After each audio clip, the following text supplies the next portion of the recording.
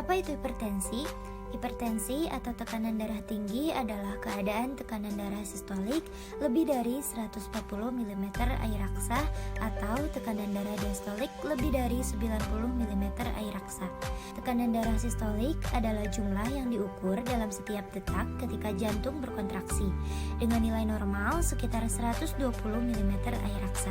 Sedangkan tekanan darah diastolik adalah tekanan darah di dalam arteri saat tidak berdetak dengan nilai normal sekitar 80 mm air raksa.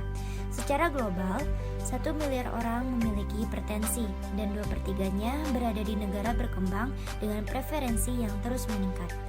Diprediksi pada tahun 2025, sekitar 29% orang dewasa di seluruh dunia menderita hipertensi.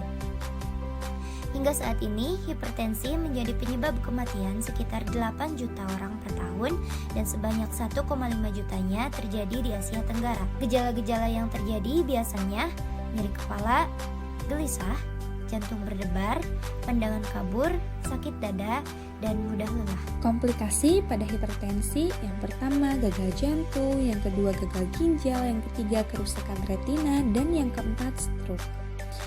Hanya 1/3% terdiagnosa oleh tenaga kesehatan dan 0,7% penderita minum obat secara rutin. Faktor penyebab hipertensi yang pertama, faktor hipertensi yang melekat, umur lebih dari 55 tahun, jenis kelamin laki-laki 20%, genetik atau keturunan 30%.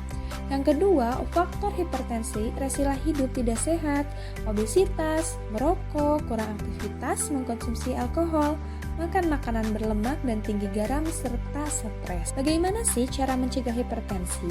Yang pertama, gizi seimbang. Yang kedua, pertahankan berat badan ideal. Yang ketiga, gaya hidup sehat seperti jogging, berenang, bersepeda, dan lain-lainnya. Yang keempat, stop merokok dan mengkonsumsi alkohol.